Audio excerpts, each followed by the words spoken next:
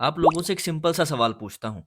अगर औरतों को सेक्सुअल हेल्थ से रिलेटेड कोई दिक्कत आती है तो वो कौन से डॉक्टर के पास जाएंगी? अब आप कहेंगे कि वो गायनाकोलॉजिस्ट के पास जाएगी, जो कि सही जवाब है। अब दूसरा सवाल, अगर मर्दों को सेक्सुअल हेल्थ से रिलेटेड कोई दिक्कत आती है तो वो कौन से डॉक्टर के पास जाएंगे? अब आप में से कई लोगों को ये पता ही नहीं होगा और कुछ लोग तो सोच में पड़ गए होंगे। देखिए, गलती आपकी नहीं है। लड़कों को इस बारे में कभी खुलकर बताया ही नहीं जाता कि अगर उनकी सेक्स लाइफ या फिर सेक्सुअल हेल्थ में कोई दिक्कत आ जाए तो उन्हें करना क्या है, जाना किसके पास है। सेक्स एजुकेशन का सही से ना मिलना हमारी पूरी सोसाइटी की दिक्कत है, पर अगर सिर्फ मर्दों की बात की जाए तो ये प्रॉब्लम ज्यादा खतरनाक बन जाती है जब इसमें मेल ईगो और सोसाइटी के सामने इज्जत गंवाने जैसी बातें जुड़ जाती हैं। एग्जाम्पल के तौर पर ऐसे समझिए कि बॉलीवुड की पुरानी फिल्मों में आपको बहुत से ऐसे सीन देखने को मिलते होंगे जिसमें एक हस्बैंड अपनी बीवी को ये कहता होगा कि तुम्हारी माँ ने तुम्हें कुछ सिखाकर नहीं भेजा कि पति को कैसे खुश रखा जाता है। या फिर अगर औरत शादी के बाद बच्चा नहीं पैदा कर पा रही तो हमेशा गलती उसी की निकाली जाती थी कि वो मेडिकली फिट नहीं है। पुराने जमाने के छोड़िए, अगर आज के जमाने में भी एक मर्द को मेडिकली ये चेक करवाना पड़ जाए कि वो बाप बन सकता है या फिर नहीं, तो बात उसकी शान और इज्जत पर आ जाएगी। अब ये सिर्फ बॉलीवुड की कहानियां नहीं है। जनरली यही माना जाता है कि लड़की जब जवान हो रही होती है तो उसकी माँ उसको समझाती है कि अपनी सेक्सुअल हेल्थ का ध्यान कैसे रखना है, जैसे कि पीरियड्स में क्या करना है या ऐसे हालातों में कैसे अपना ध्यान रखा जाए। पर जब लड़के जवान होते हैं तो उनके शरीर में भी कई प्रकार की गतिविधियां होती हैं, कई तरह के हार्मोन्स रिलीज होते हैं। इसके बारे में समझाने के लिए लड़के के पिता से उम्मीद की जाती है कि वो उसको समझाएगा, जिसको हम आमतौर पर मैन टू मैन टॉक भी कहते हैं। पर आप जरा अपने पास्ट के बारे में सोचिए कि जब आप टीनेज में थे तो कितनी बार आपके पिता ने आपको ये बताया होगा कि मास्टरबेशन अच्छी है या बुरी, अगर नाइटफॉल हो गया है तो घबराना नहीं है, या फिर पोर्न देखने से तुम्हें किन किन समस्याओं का सामना करना पड़ सकता है। और सबसे इंपॉर्टेंट बात कि जब तुम किसी लड़की से शारीरिक संबंध बनाने जाओ तो कैसे बिहेव करना है, लड़का लड़की दोनों की रजामंदी कितनी मायने रखती है, और अगर बहुत दिनों के बाद खाना मिल रहा हो तो सब्र रखना है, खाने पर टूटकर हमला नहीं कर देना। यकीन मानिए, आप में से अभी भी बहुत सारे लोग यही सोच रहे होंगे कि माता पिता से ऐसी बातें नहीं की जाती, और यही हमारे समाज की विडंबना है। क्योंकि जब स्कूल में सेक्स एजुकेशन की बात आती है तो रिप्रोडक्शन के चैप्टर को इंग्लिश में पढ़ाकर छोड़ दिया जाता है या फिर पूरी तरह से इग्नोर कर दिया जाता है। तो हालात जब ऐसे होते हैं तब सेक्स एजुकेशन में जो बाकी टॉपिक्स होते हैं, जैसे कि सेक्सुअल हेल्थ का ध्यान रखना, ऐसे टॉपिक्स के बारे में तो सीखने की आप वैसे भी उम्मीद नहीं कर सकते। अब सवाल ये खड़ा होता है कि अगर किसी मेल टीनेजर को सेक्स से रिलेटेड कुछ सवाल पूछना हो या फिर अपनी प्राइवेट प्रॉब्लम के बारे में किसी से डिस्कस करना हो तो वो क्या करे, किसके पास जाए? पिता के पास तो वो बिल्कुल नहीं जाएगा, क्योंकि 10th के बाद उसे कौन सी स्ट्रीम लेनी है वो इसके बारे में तो खुलकर बता नहीं पा रहा, क्योंकि पता उसको भी है कि at the end of the day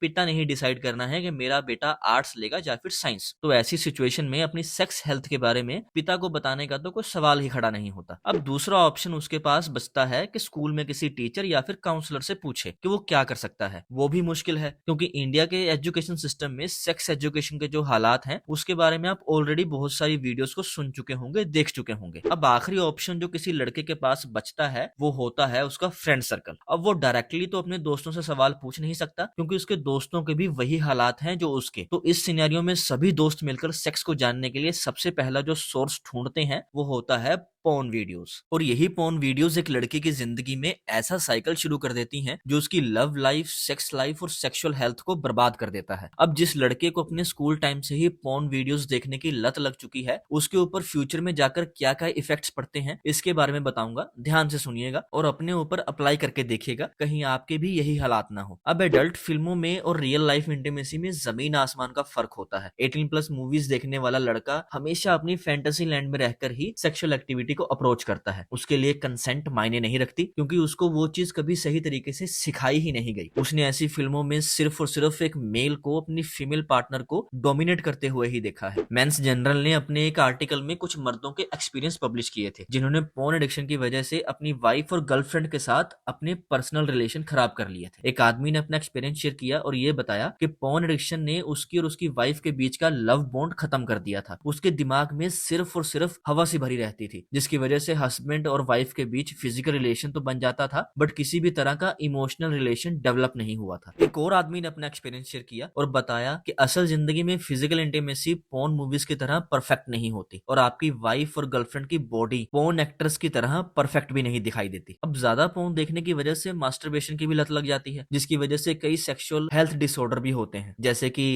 erectile dysfunction, sperm count का कम होना, प्रीमेच्योर एजैकुलेशन होना, फिर अपनी फीमेल पार्टनर के साथ इंटीमेसी प्रेगनेंसी के दौरान फील ना आना। और अगर आप इन सभी प्रॉब्लम से बच जाते हैं या फिर ओवरकम कर लेते हैं तो उसके बाद भारत के मर्दों के सामने एक नई प्रॉब्लम आती है, सेक्सुअली ट्रांसमिटेड डिसीज, जिसको हम एसटीडी भी बोलते हैं। और अगर इसकी बात की जाए तो इसको लेकर भी हम बहुत ज्यादा नॉन सीरियस हैं। इंडिया के 95% मर्द जो सेक्सुअल एक्टिविटी में इन्वॉल्व होते हैं वो सेक्स के दौरान कॉन्डोम पहनने से कतराते हैं, जिसकी वजह से उन्हें एसटीडी का सामना करना पड़ता है। कुछ लड़कों को तो पता ही नहीं है कि प्रोटेक्शन सिर्फ प्रेगनेंसी रोकने के लिए नहीं बल्कि एसटीडी से बचने के लिए भी होती है। और जिनको प्रोटेक्शन की अच्छे से नॉलेज है वो ये कहते हैं कि अगर पहनकर करेंगे तो मजा नहीं आएगा, और वो पूरा पूरा रिस्क उठाते हैं। और इन सभी इंपॉर्टेंट बातों को इग्नोर करने के बाद जब किसी आदमी को गुप्त रोग हो जाता है तो वो किसी से भी इस बारे में बात नहीं कर पाता। उसको पता है कि उसकी मर्दानगी पर सवाल खड़े होने शुरू हो जाएंगे या उसका मजाक उड़ाया जाएगा। तो ऐसी सिचुएशन में अगर एक आदमी चाहता है कि वो ठीक हो जाए और अपनी सेक्स लाइफ को अच्छे से एंजॉय कर पाए तो उसे अपनी मेल ईगो को साइड में रखकर डॉक्टर को जरूर दिखाना चाहिए। अब लड़कों की सेक्सुअल हेल्थ को जो डॉक्टर देखता है उसको हम एंड्रोलॉजिस्ट कहते हैं। हर समस्या का समाधान है, बस शर्त ये है कि उस समस्या का समाधान इंटरनेट पर आर्टिकल पढ़कर नहीं बल्कि स्पेशलिस्ट को दिखाकर ढूंढा जाए। अब हमारी सोसाइटी को यह भी समझना होगा कि अगर हम चाहते हैं कि एक मर्द औरतों की प्राइवेट प्रॉब्लम को समझे और उसको लेकर सेंसिटिव हो तो सबसे पहले हमें मर्दों को उनकी लाइफ की प्रॉब्लम को लेकर सीरियस होना सिखाना पड़ेगा। और ये काम तभी हो सकता है जब हम हमारे स्कूल एंड कॉलेज एजुकेशन में सेक्स एजुकेशन को ऐड करेंगे। अब आपके फ्रेंड सर्कल में कोई ना कोई आपका ऐसा दोस्त जरूर होगा जो पोर्न वीडियोस बहुत ज्यादा देखता है और सेक्सुअल एक्टिविटी के दौरान प्रोटेक्शन भी यूज नहीं करता, तो उसको ये वीडियो जरूर शेयर कीजिएगा। धन्यवाद।